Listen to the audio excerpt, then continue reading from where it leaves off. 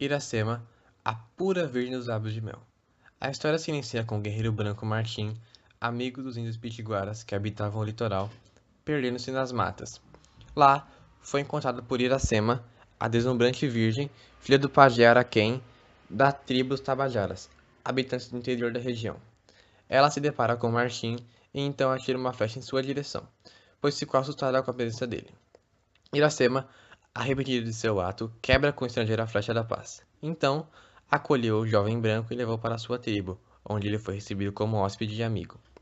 Ao inteirar-se da celebração que os trabalhadores faziam a seu grande chefe Irapuã, que vai comandá-los no combate aos pitiguaras, Martim resolveu fugir, naquela mesma noite. Iracema o impediu, pedindo-lhe que aguardasse a volta de seu irmão Calbi, que poderia guiá-lo pelas matas. Aos poucos surge um afeto entre Iracema e Martim, que logo se transforma em uma paixão. A situação se complica, pois Irapuã também estava apaixonado pela Índia e tentou matar Martim, quando este já deixava a aldeia. Após descobrir que Iracema, por ser filha do pajé e guardiã do segredo da Jurema, deve permanecer solteira. No entanto, a união dos dois se consuma numa noite em que Martim, em sonho, imaginou possuir Iracema, sendo que esta de fato se entregou a ele.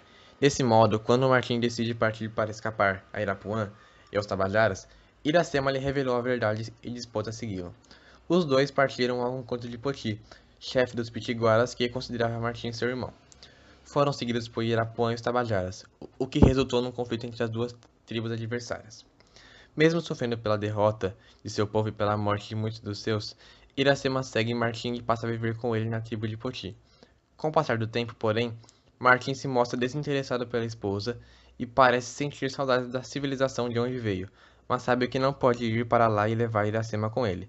Então, o guerreiro branco, que adotou o nome indígena de Cotiabo, enfrenta diversos combates, enquanto Iracema engravida de um filho seu. Ainda assim, a Índia sofre com as constantes ausências do marido e defende a tristeza. Ao voltar da batalha, Martim encontra Iracema com seu filho, a quem chamou de Moacir, que significa o filho do sofrimento. A Índia está extremamente debilitada, só teve forças para entregar o filho ao pai e pedir que ele a enterrasse aos pés de um coqueiro de que ela tanto gostava. O lugar onde Iracema foi enterrado passou a se chamar Ceará. Segundo a tradição, Ceará significa o canto da jandaia, a ave de estimação de Iracema. Sofrendo a perda de Iracema, Martim retorna à sua pátria com o filho. 4 anos depois volta ao Brasil novamente, onde ajuda a implantar a fé cristã, convertendo Poti, que recebeu o nome de Felipe Camarão. Os dois ajudaram o comandante Jerônimo de Albuquerque na luta contra os holandeses, e quando podia, Martim ia ao local onde Iracema estava enterrada, e se deixava consumir pela saudade. Essa obra de Alencar pertence ao romantismo brasileiro, que foi a primeira escola literária do Brasil após sua independência. Por isso mesmo, das características românticas, o nacionalismo é a que mais foi explorada pelos autores brasileiros. No romantismo, predomina uma visão idealizada da mulher, sempre associada com a natureza. Iracema é descrita em constantes comparações com a beleza exuberante das florestas brasileiras, tanto que as figuras da linguagem mais presentes nesse livro são a símile, comparação e a metáfora.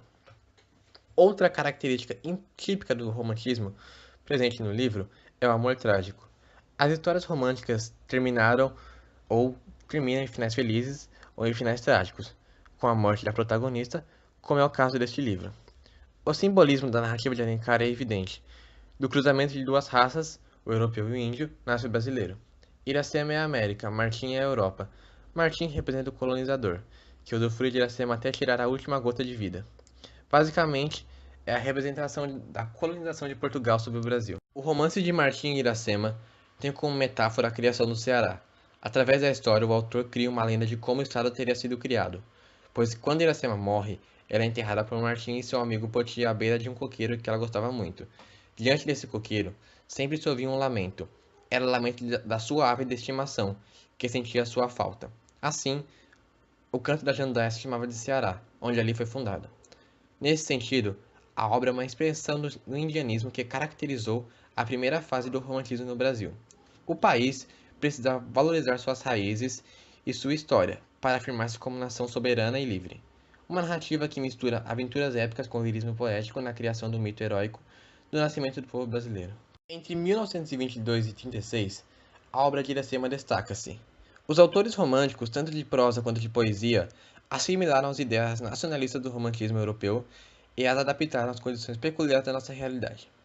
Surge então a chamada cor local, particularidade específica do romantismo brasileiro, que consiste em valorizar a nossa natureza tropical, a nossa linguagem impregnada das influências de dialetos africanos e expressões indígenas, e a idealização do índio, que era elevado à condição de herói nos moldes dos cavaleiros medievais europeus.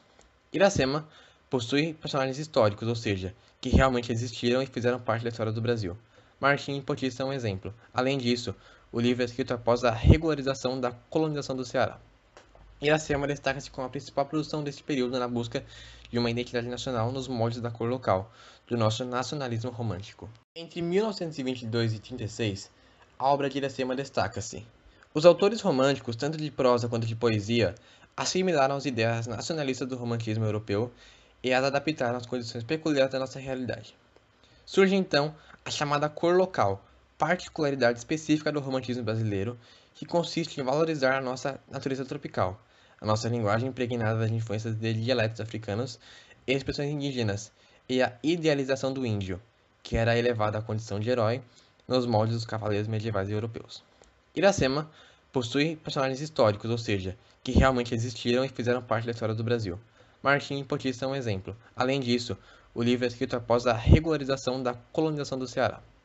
Iracema destaca-se como a principal produção deste período na busca de uma identidade nacional nos moldes da cor local, do nosso nacionalismo romântico.